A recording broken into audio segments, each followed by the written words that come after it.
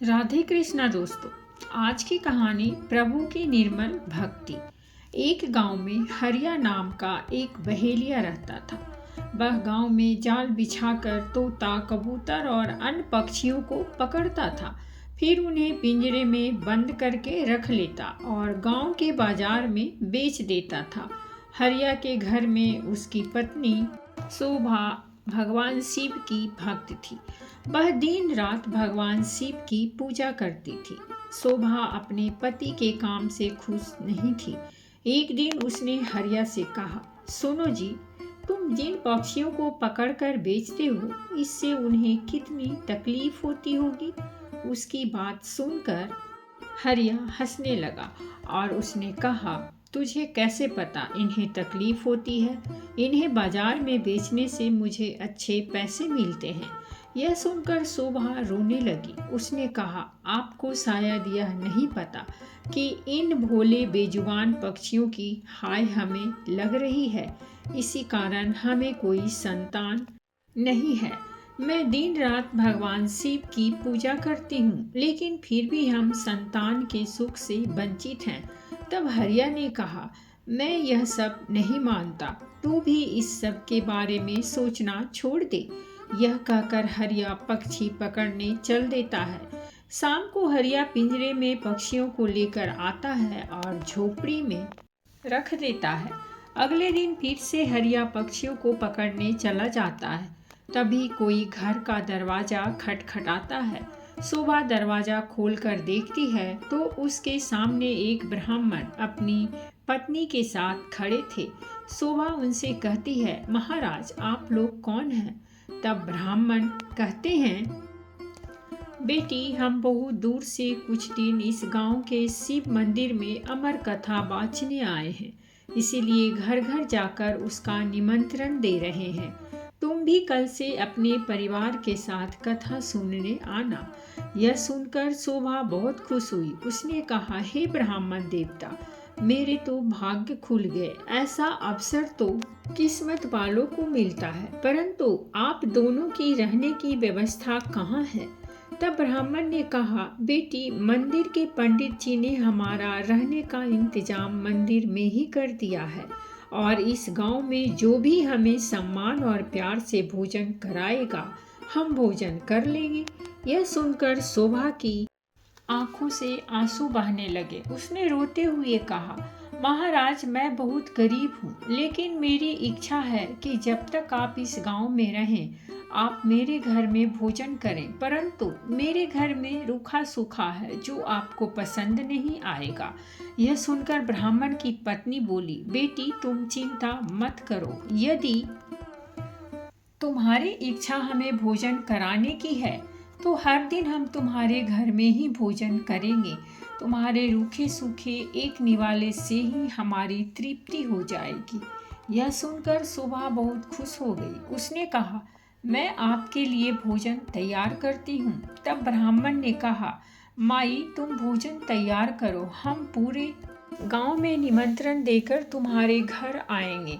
यह कहकर दोनों चले जाते हैं। शोभा भोजन तैयार करती है। कुछ समय बीत जाने के बाद दोनों पति पत्नी शोभा के घर भोजन करने आ जाते हैं। जब वे भोजन करने बैठते हैं, तभी ब्राह्मण की नज़र पिंजरे में पक्षियों पर पड़ती है।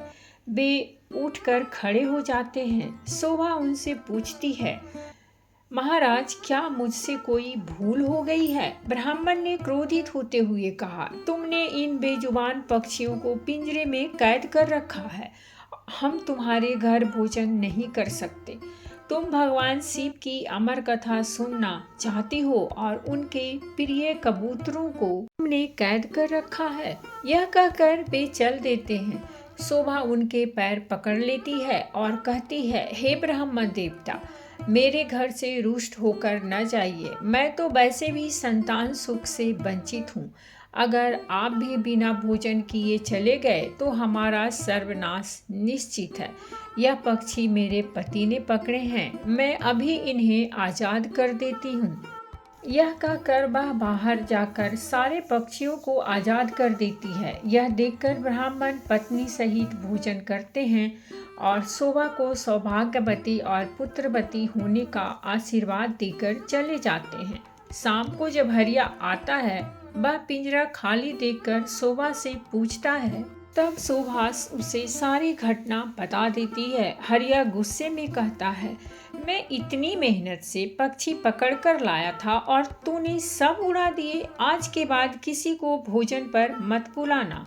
तब शोभा कहती है, मैंने तो उन दोनों को 7 दिन का न्योता दे दिया है। अब मैं पीछे नहीं हट सकती। उन्होंने मुझे सौभाग्यवती और पुत्रवती होने का आशीर्वाद दिया है। अमर कथा वाचने वाले सच्चे ब्राह्मण का आशीर्वाद कभी बेकार नहीं जाता। अगर उन्हें भोजन नहीं कराया और उन्होंने गुस्से में श्राप दे दिया तो हमारा सर्वनाश हो जाएगा। आप केवल 7 दिन तक पक्षियों को मत पकड़ना, बाद में जो चाहे करना। हरिया को हार कर उसकी बात माननी पड़ी। वह बेमन से 7 दिन घर पर ही रहने लगा। हर दिन ब्राह्मण और उनकी पत्नी भोजन करने आते। उनके आने से पहले हरिया घर से चला जाता। उसे यह सब पसंद नहीं था। शाम के समय शोभा तथा कथा सुनने जाती। वह हरिया से भी चलने को कहती, लेकिन हरिया मना कर देता था। इसी तरह 6 दिन बीत गए। रात को शोभा ने हरिया से कहा, आप मेरे कहने से 6 दिन पक्षियों को नहीं पकड़ा, बस आप मेरी एक बात और मान लीजिए। हरिया ने कहा, क्या बात है? वैसे भी मैं केवल कल ही घर पर रुकूंगा, परसों से अपने काम पर जाऊंगा। तब शोभा ने कहा, कल अमर कथा समाप्त हो जाएगी और मैं चाहती हूँ आप कल मेरे साथ मंदिर में कथा सुनने चलें और वहाँ से वापस आने के बाद ब्राह्मण और उनकी पत्नी को अंतिम बार भोजन कराकर उनसे आशीर्वाद लें। क्या पता उनके आशीर्वाद से हमें संतान का सुख मिल जाए। हरिया उसकी बात सुनकर अगले दिन कथा सुनने चल देता है। मंदिर में कथा सुनते सुनते हरिया की आंखों से आंसू बहने लगते हैं। शोभा के पूछने पर वह कहता है, भगवान शिव ने जिन कबूतरों को अमरता का आशीर्वाद दिया, मैंने जीवन भर उन्हें बेचकर अपना जीवन नरक बना लिया। कथा समाप्त होने पर वे दोनों घर आए। हरिया का मन निर्मल हो गया था। उसने शोभा से कहा, मैं आज से ही यह काम छोड़ दूंगा और मेहनत मजदूरी करूंगा।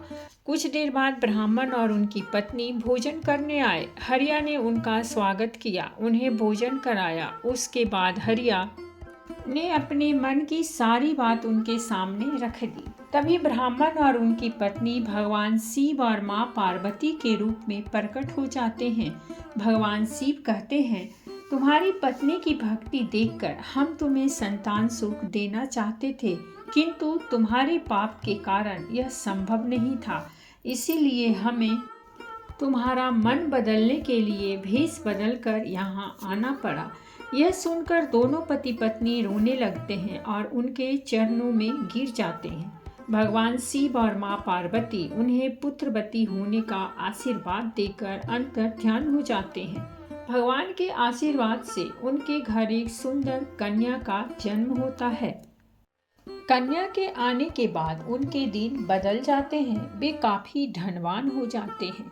तो दोस्तों, ये थी हमारी आज की कहानी, और अगर कहानी अच्छी लगी हो तो प्लीज़ हमारे चैनल को सब्सक्राइब कीजिए, वीडियो को लाइक और शेयर जरूर कीजिए। कहानी सुनने के लिए बहुत बहुत धन्यवाद। मिलते हैं हम एक नई कहानी के साथ।